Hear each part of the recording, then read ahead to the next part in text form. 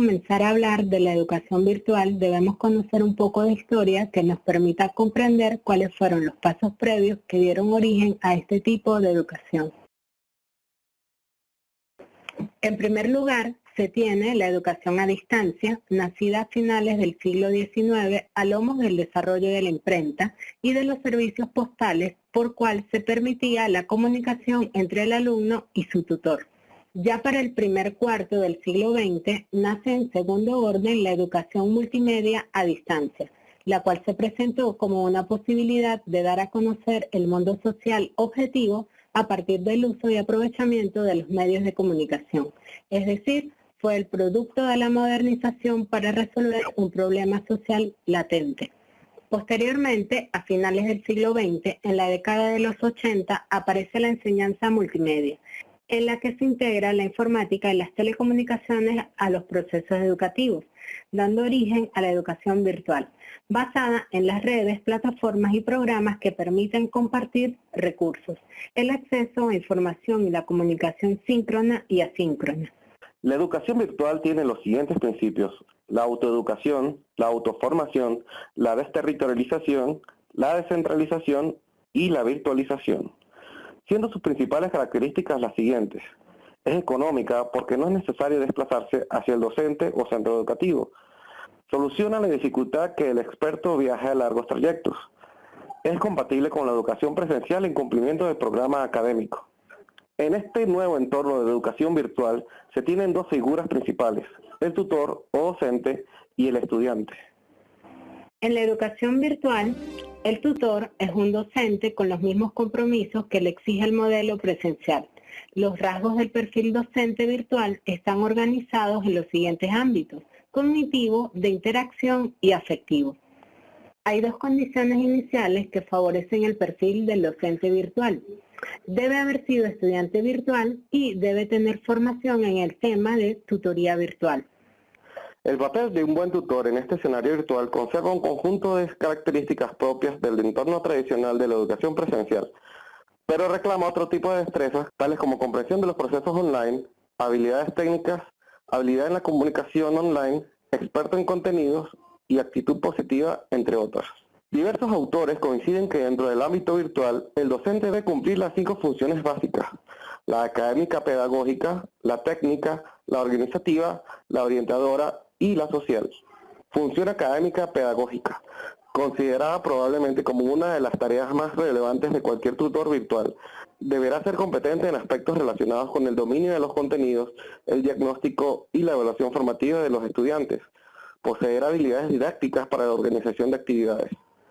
Función técnica, en la que el tutor virtual debe asegurarse de que los estudiantes sean capaces de poseer un cierto dominio sobre las herramientas disponibles en el entorno, chat, correo electrónico, etc. Asimismo, deberá prestar atención sobre la inscripción de los alumnos, así como la comprensión por parte de los mismos del funcionamiento del entorno de comunicación. Función organizativa. Debiendo estar perfectamente planificada, esta función establecerá la estructura de la ejecución a desarrollar, explicación de las normas de funcionamiento, tiempos asignados. Función orientadora. Ofrece un asesoramiento personalizado a los participantes del curso en línea en aspectos relacionados con las diferentes técnicas y estrategias de formación.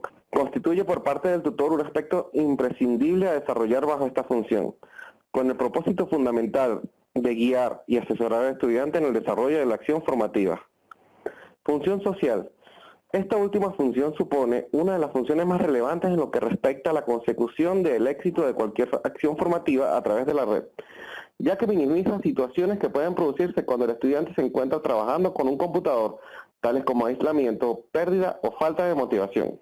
Por su parte, el segundo protagonista, el estudiante, deberá cumplir los siguientes roles: aprovechar las nuevas fuentes de información, debe ser capaz de desarrollar estrategias de exploración y búsqueda sistemática y aprender en la red y aprovechar los nuevos entornos virtuales de aprendizaje. Para el cumplimiento de tales roles, el aprendiz deberá considerar la adopción de las siguientes actitudes: mantener una comunicación frecuente, fluida y rápida con el facilitador, ejecutar la exposición de sus ideas, principios, acciones de forma clara y concisa, sus aportaciones deberán estar debidamente justificadas y deberá asumir una cultura de colaboración y trabajo compartido. Los personajes antes descritos trabajarán en red de forma conjunta a través de una plataforma virtual que soporta el proceso educativo y sobre la cual se desarrollan las interrelaciones tutor-alumno.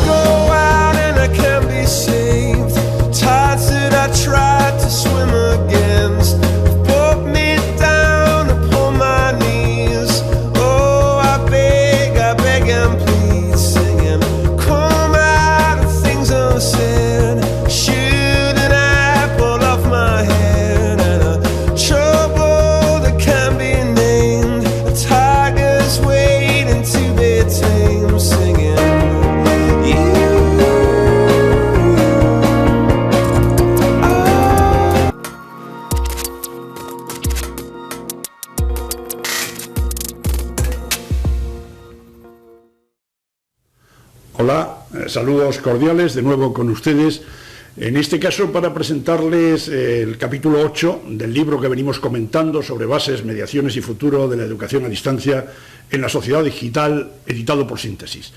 Recordarán ustedes que nos venimos basando en este gráfico, donde insertamos esa educación a distancia en la sociedad digital y donde estructuramos todo el contenido del libro en las bases, las mediaciones, el futuro y la planificación. Recordarán que ya vimos las bases.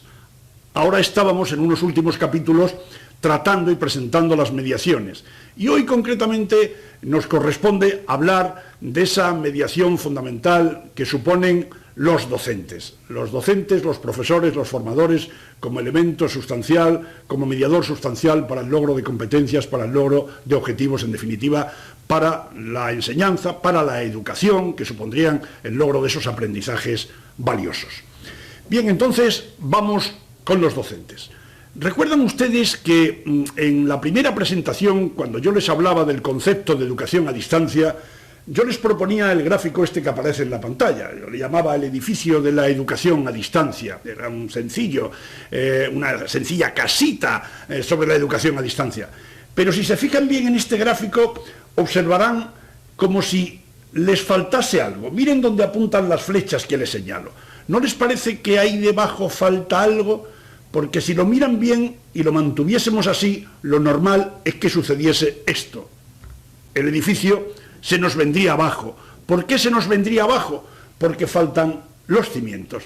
Y los cimientos yo los quiero significar como esos cimientos que conforman los docentes, los profesores, los formadores en los sistemas educativos en general y en los sistemas a distancia en particular. Pero no unos docentes cualesquiera, sino profesores sólidos, profesores bien formados, bien capacitados, incentivados, ilusionados, convencidos de que estos procesos de enseñanza, de educación a distancia, pueden tener al menos una calidad similar a los procesos de formación presencial. Y naturalmente todo esto, todas estas variables, todos estos componentes, teniendo en cuenta la evaluación, no solo la evaluación de los aprendizajes de los alumnos, que venían siendo muy habitual en nuestros planteamientos educativos, evaluar los aprendizajes de los alumnos, sino una evaluación que mire en todos los sentidos, a todos los componentes y naturalmente también a los docentes, a los educadores, a los profesores.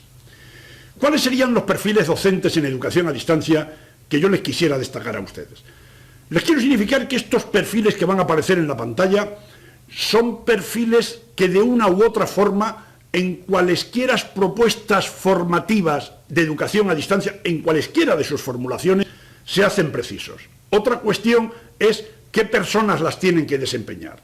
De ahí harían falta los que coordinarían a todos esos docentes o distintos perfiles que tienen que incidir en la misma asignatura, en el mismo curso, en la misma acción formativa.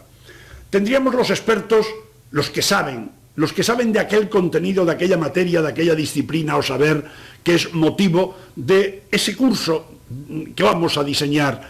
Harían falta los pedagogos que nos orientan sobre cómo aprender mejor, sobre cómo esos aprendizajes pueden llegar a mejor puerto, cómo comunicar mejor para que se adquieran esos contenidos, para que se logren esos objetivos, esas competencias. Hacen falta los especialistas en medios, esos apoyos que los docentes necesitamos para ese audio, ese vídeo, ese formato digital. Hacen falta los técnicos, porque en una sociedad digital prácticamente todo, y en enseñanza a distancia, lo hacemos a través de la red. Se nos cae la red, que si la plataforma funciona, que si el acceso tiene problemas, los técnicos se hacen precisos. Hacen falta lo que yo denomino los directores de aprendizaje, los directores del proceso, es decir, aquellos que inician, que motivan, que siguen, hacen el seguimiento, que desarrollan, que evalúan, los que desarrollan la didáctica concreta, que en muchos casos era en los que nos fijábamos solo como profesores, esos son los docentes. Pero aquí hay una figura también esencial, que son los tutores, los profesores tutores, que son la cara, son la imagen más directa de los procesos de enseñanza y aprendizaje abiertos y a distancia. Fíjense ustedes que en instituciones que no sean macro, en las macroinstituciones prácticamente esas 7 figuras que yo he propuesto ahí en muchos casos están conformadas cada una de ellas por varias personas, por varios equipos.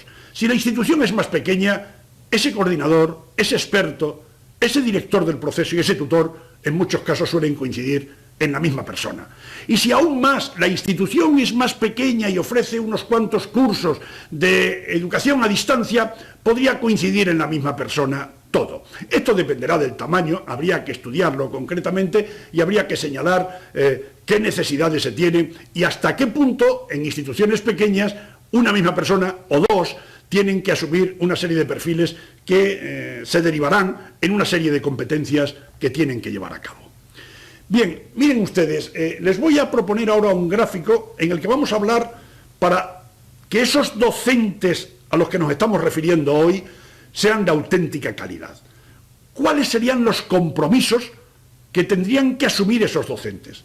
¿Qué competencias para llevar a buen puerto el que los estudiantes, que en este gráfico los sitúo a la derecha del mismo, que esos estudiantes adquieran, que es el objetivo de todo proceso de formación, de educación, adquieran esas competencias, esos objetivos que nosotros nos hemos propuesto, que atendiendo a las necesidades de formación que pudieran existir, nosotros vamos a proponer. Partimos de una planificación que mira y se dirige a esos estudiantes. Miren ustedes qué tipo de compromisos. Establezco ahí un círculo, una especie de círculo, que puede salir deformado en la pantalla y sea más bien una especie de elipse, es igual. Una especie de círculo donde yo establezco 4 bloques iniciales de compromisos. Habría un compromiso profesional o laboral que lo que nos estaría pidiendo, lo que nos estaría exigiendo es el cumplimiento de las obligaciones contractuales. Nosotros formamos parte de una institución y tenemos que cumplir como profesionales ese contrato. Es decir, es derivar la enseñanza, esa acción de enseñar, en una auténtica profesión. ¿Qué querríamos decir con el compromiso ético que aparece en ese círculo? Pues estamos hablando de esa incuestionable actitud ética que todo docente debe manifestar, debe mostrar. No se puede permitir hablar de profesionalidad en educación sin un compromiso de carácter deontológico evidente y claro. Tenemos también un compromiso de carácter formativo, de actualización. Hombre, los avances sociales, los avances tecnológicos de la sociedad actual exigen que cualquier profesión esté al día. ¿Cómo no? En una profesión que se dedica a formar a esas futuras generaciones. Y finalmente ese compromiso colaborativo para que podamos, para que nos acostumbremos, para que tengamos ese compromiso de verdad, esa competencia de compartir ideas, de compartir pensamientos, compartir acciones con los docentes de nuestra misma institución, con docentes de otras instituciones y a través de las redes con docentes pues mucho más allá de las fronteras del país donde esté ubicada la institución.